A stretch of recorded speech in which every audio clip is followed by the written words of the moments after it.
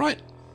Okay, back again, and now we're ready to stomp some rats. Now, this is really interesting. It's quite good that this has happened because I can showcase a couple of little bits as our first combat. So, combat is a turn-based system in this game, and this is our action points, or these are our action points. A maximum of 10 on display. If it's more than 10, it doesn't get all displayed. But we've got 9 because we've got an agility of 9. So we've got quite a decent amount of action points.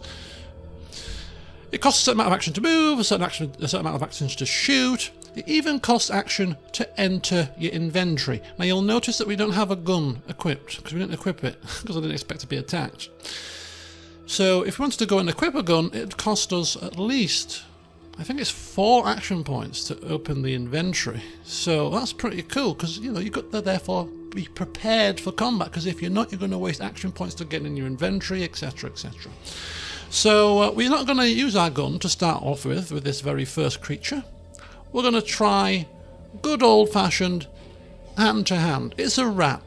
Bob is going to try his very best, picture this in your heads, to stomp this rat. I can just picture the rat trying to bite him, running around in circles. Bob's just furiously stomping his foot, trying to get this rat. Let's see how successful he is. So it's 3 action points to hit. We've got 9, therefore we could hit it 3 times, but I'm not. I'm going to hit it twice to demonstrate something else. Hopefully all the rats don't join in, because otherwise it's a bit of an ambush. 67%, that's not too bad, so let's have a go here. We slot the rat for 1 hit point. Of course, we've not got the best of strength, so that's not going to be great for our melee attack, but keep pounding, Bob. Missed, and we're going to end our turn here. And the only reason why I'm going to end our turn is to showcase what happens when you have hit point or action points left to spend, because it's quite interesting. Read it in the manual, didn't know it was a thing.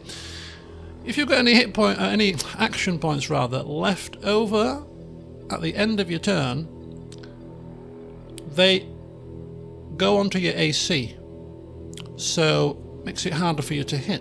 So I thought that's pretty cool. So I thought we'll see how it goes. We've already got above average AC to start with anyway, because your AC is based off your agility, and our agility is 9. So we're already pretty nimble. So let's see how this transpires when our AC goes to 12 with our bonus points here. Okay. Didn't do that great, did it? Because the damn thing still managed to hit us for 2 hit points. Okay, we've got 26. Let's keep trying to kill this creature, shall we? Come on now, Bob. Let's not mess about. There you go. 3 hit points. That's better. Slotted again. Kung Fu kick. There we are. Blood spatters out. Rat is no more. So we're going to end the combat now, hopefully, and we won't be attacked by any further rats whilst I continue to just showcase the user interface. But there you go. There's a whistle stop tour in combat, and as a learning lesson from that, let's put ourselves an item on. And I wonder, let's have a look at our character screen here for a second. Because is it better for us to do unarmed or to use melee? So melee is 62%. So I don't know what this percentage equates to. Does it equate to hit? Does it equate to damage? Because our unarmed is higher. I'll leave us unarmed on the second slot.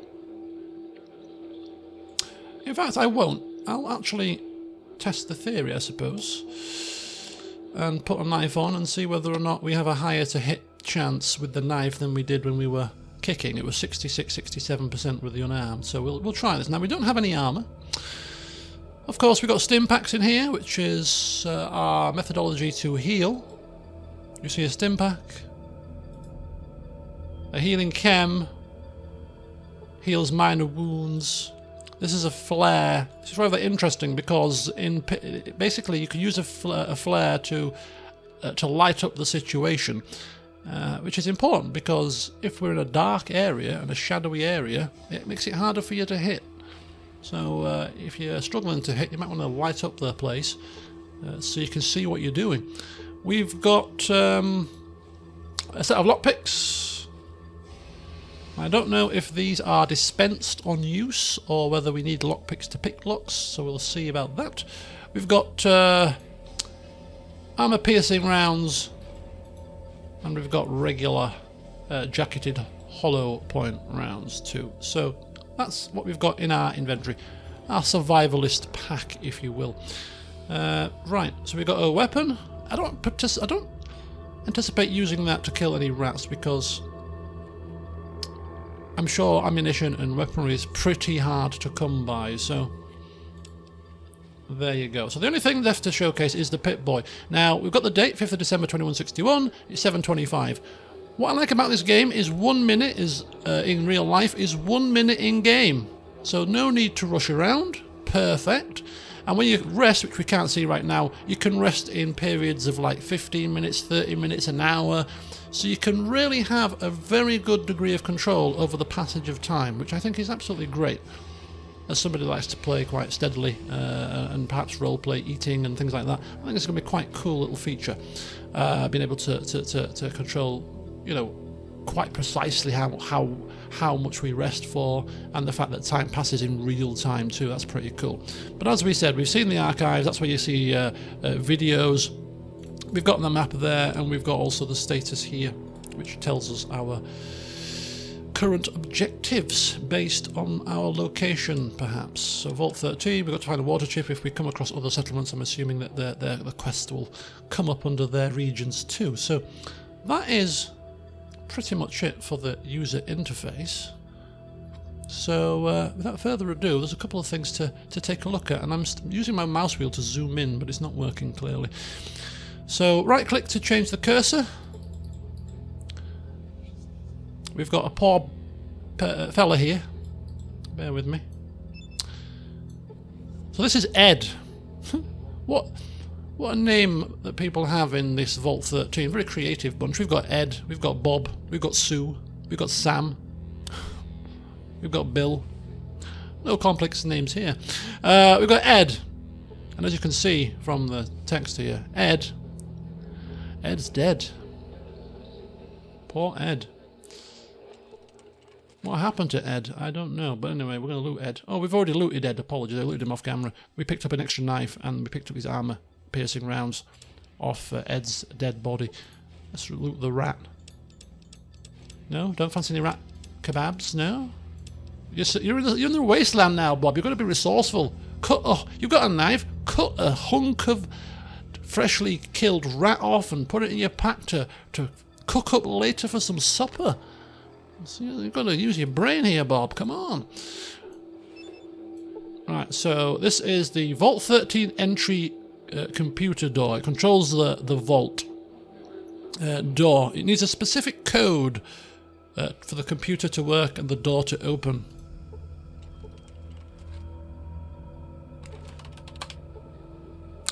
Sorry, but we can't let you back in right now. Technical problems. Try again later.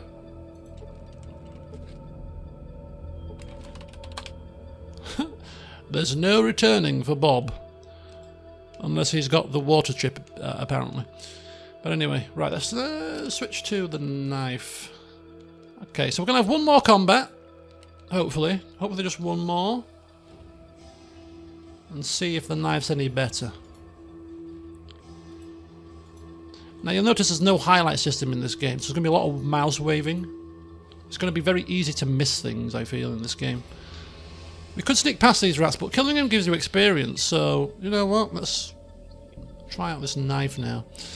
So 3 action points to swing our knife. If we right click it, we can swing it. This target means that we can do a targeted attack and try to aim for a specific point of the of the rat. We can also thrust. We can also target thrust, and we can just do a regular swing. So apparently it's easier to crit if you do a targeted attack, but it might be harder to hit. Now we've got that extra critical because of our finesse, so I don't know if that's with every weapon or just guns, but we're going to try something a bit different. We're going to try, let's take a look at maybe aiming for the body, basically. And it put 4 hit points, look at that. So it's a little bit lower hit chance. The other, so unarmed was 66%, so the percentage on your weapons does affect your to hit chance, so the higher the percentage. So unarmed is better to hit.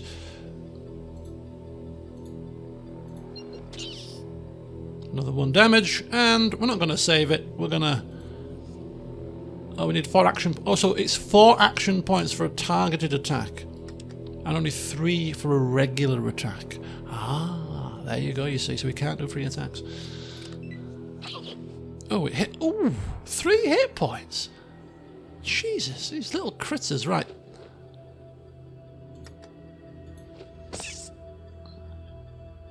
Ah, you little horror. Right, there you go, folks. So that's it. We've reached the 10-minute mark. I'm going to do one more video today and look at the state of all these rats. But you're getting 25 XP or something, I believe, for killing these things. Aren't we? Or are we not?